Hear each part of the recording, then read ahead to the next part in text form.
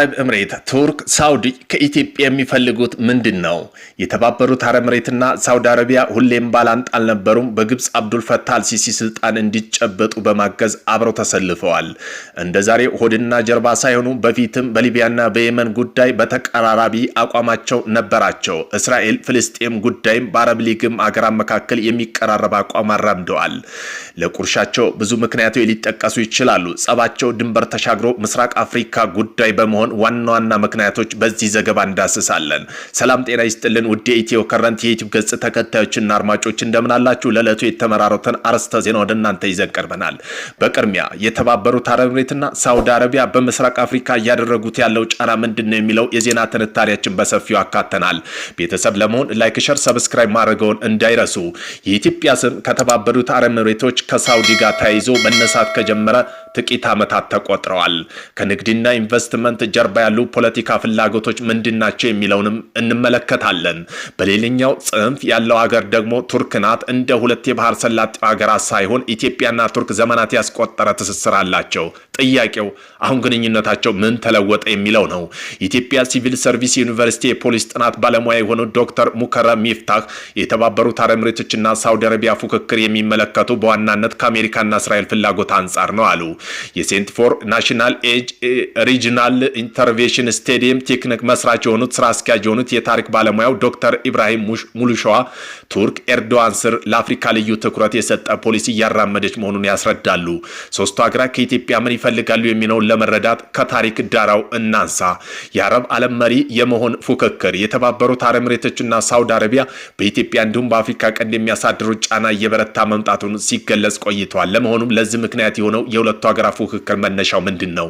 ሁለቱም ሙስሊም የአረብ ሀገራት ናቸው። ነገር ግን አረቡና የሙስሊም ዓለም መሪ መሆን ለመውጣት ይገዳደራሉ። ዶክተር ሙከረም እንደሚናገሩት በተለይ ልዑል አልጋ ወራሽ መሐመድ ቢን ሰልማን ከመጡ በኋላ የመሪነት ሚናው ለመውሰድ ፉክክር በርትቷል አሉ። ሳውዲ በእስልምና ቅዱስ ስፍራ የሆነውን የመካና የመዲና መገኛ እንደመሆኗ ሙስሊም ዓለም የሚወክለውን የነኝ የሚል እምነት አላት።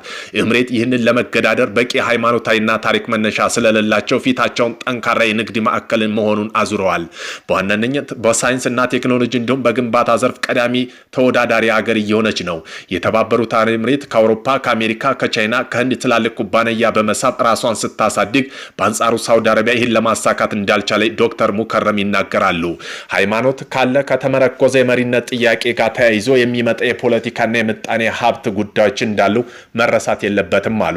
የተባበሩት አረብ ኤምሬት በቅርቡ ጊዜ ወዲህ ሀገራት አገልግሎት ዘርፍ ያተኮረ ኢኮኖሚ ምጣኔ ሀብት እየገነባች ነው። ጠንካራ የንግድ እንቅስቃሴ የሚካሄድበት ዱባይ ለዚህ ጥሩ ማሳያ ናት አሉ።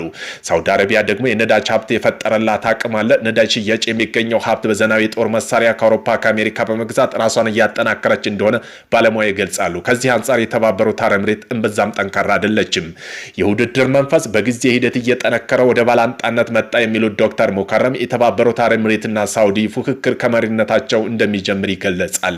የሁለቱም መሐመዶች የለውጥ ተምሳሌት የመሆን ፉክክር የሳውዲ አረቢያ ልዑል ወራሽ አልጋ ወራሽ የሆኑ መሐመድ ቢን ሰልማንና የተባበሩት አረብ ኤምሬት ፕሬዝዳንት ሼህ መሐመድ ቢን ዛይድ አልሃኒያ ሪፎርማስት ሆነው መታየት ይፈልጋሉ።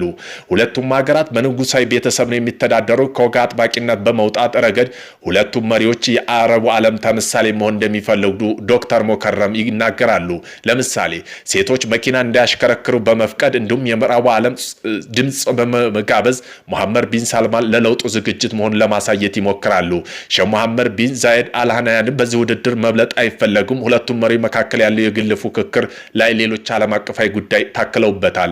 ሪፎርሚስት ነን የሚሉት ሁለቱ መሪ ልዩነታቸው ተቋማትና ሀገራዊ ቅርጽም ወይ መልክ እያዘ መጥቷል። ሁለቱም መሐመድ ከፍተኛ የሆነ መናናቅና ጥላቻ አላቸው። ግላዊ ጠባቸው ተቋማዊ ያደርገውታል ይላሉ ዶክተር ሙከረም።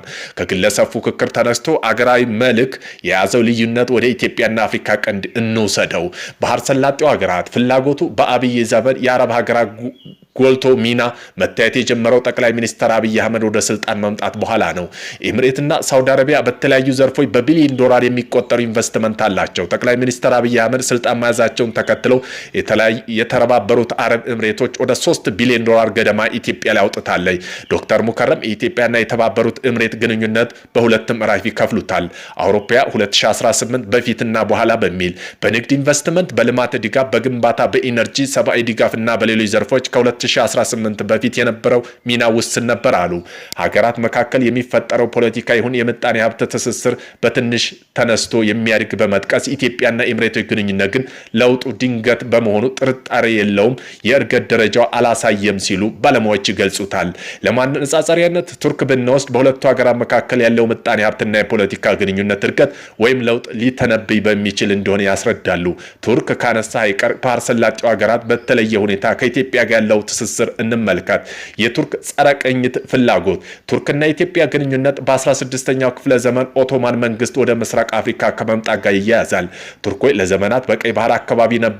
ዘመናት ኢትዮጵያ ከተመሰረተች በኋላ ቱርክ በአፍሪካ በሰሃራ በታች የመጀመሪያ ኤምባሲ በአዲስ አበባ አውሮፓ 1926 መክፈቷ የግንኙነት ጥንካሬ ያሳያል።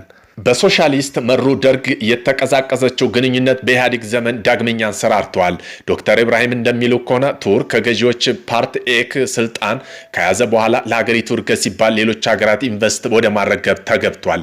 እነዚህ ሀገራት አንዷ የሆነችው ደግሞ ኢትዮጵያ ናት። ቱርክ በኢትዮጵያ ያላት ኢንቨስትመንት 2.5 ቢሊዮን ዶላር ገደማ ይገመታል። ከ200 በላይ የሚደርሱ የቱርክ ፋብሪካዎች ውስጥ 20 ሺህ የሚሆኑ ኢትዮጵያ ተቀጥረው ይሰራሉ። የሁለቱ ሀገራት ግንኙነት ግን ከንግድ ኢንቨስትመንት ባሻገር ወታደራዊ ትብብርም ያካትታል። እንደ ዶክተር ኢብራሂም ገለጻ ከሆነ በትግራይ ጦርነት ወቅት የቱርክ ሰው አልባ አውሮፕላን ድሮኖች ለፌዴራል መንግስት መስጠቱ ነው። ቱርክ ራሳቸው አውሮፓ አካል እንዳልሆኑ ከመቁጠራቸው በተጨማሪ ጸረ ቅኝ ግዛት እንቅስቃሴ እንደሚያራምዱ መግለጻቸው ይጠቅሳሉ። ይህም ቢያንስ በሀሳብ ደረጃ ቱርክና ኢትዮጵያ በእኩልነት የተመሰረተ አጋርነት እንዲኖራቸው የሚያስችል ነው ይላሉ። ቱርክ እንዲሁም የተባበሩት አረብ ኤምሬትና ሳውዲ አረቢያ በኢትዮጵያ በአፍሪካ ቀንድ ወዳላቸው ፍላጎት እንሻገር። አሜሪካና እስራኤል ፍላጎት ማስጠበቅ ነው።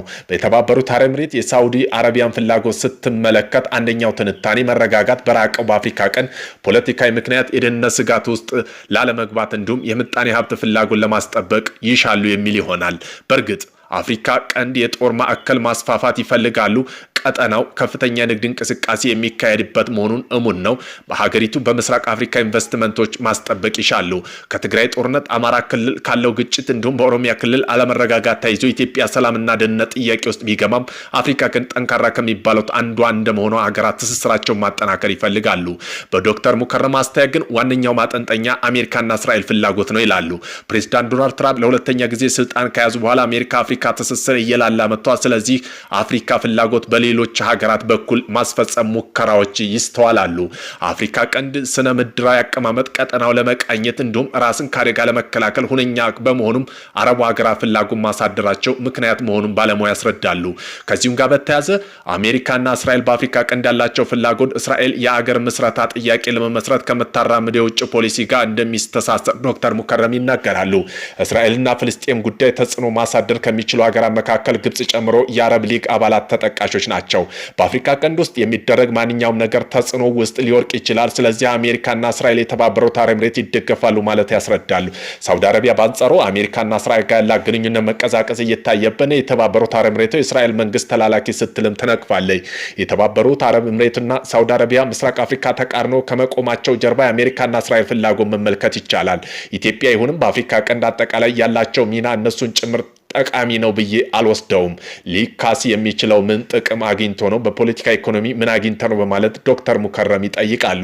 የኢትዮጵያ ኤርትራ ቀጣይ ጉዳይስ ምንድን ነው? ከኢትዮጵያ ባህር ጥያቄ ጋር በተያያዘ በኢትዮጵያና ኤርትራ መካከል ያለው ውጥረት ከጊዜ ወደ ጊዜ እየተባባሰ መጥቷል።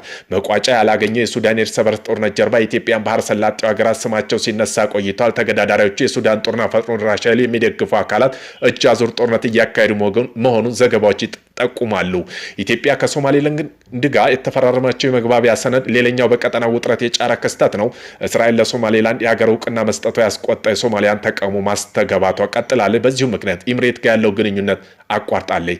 ታላቁ የህዳሴ ግድብ ዙሪያ የሚወዛገቡት ኢትዮጵያ፣ ግብጽ በሶማሌ እንዲሁም በሱዳን አማካኝነት ፍላጎታቸውን ለማስጠበቅ ይሞክራሉ።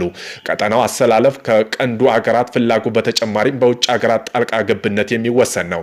ኢትዮጵያ የባህር በር ጥያቄ ጀርባ የተባበሩት አረብ ኤምሬት አለች የሚል የሚወነጅሉት የኤርትራው ፕሬዝዳንት ኢሳያስ አፈወርቂ የቅርብ አጋራቸው አድርገው የወሰዱት ሳውዲ አረቢያን ነው። ዶክተር ሙከረም ገለጻ ባህር በር ጥያቄ ምክንያት ኢትዮጵያና ኤርትራ ወደ ጦርነት ሊገቡ እንደማይችሉ ጽኑ እምነት አላቸው። ነገር ግን በሁለቱ ሀገራት መካከል ጦርነት ቢነሳስ ከሳውዲ ሲነጻጸር የተባበሩት አረብ ኤሚሬት በኢትዮጵያ ያላቸው ተሳትፎ ከፍተኛ ነው። 2.5 ቢሊዮን ዶላር በላይ ኢንቨስትመንት አላቸው።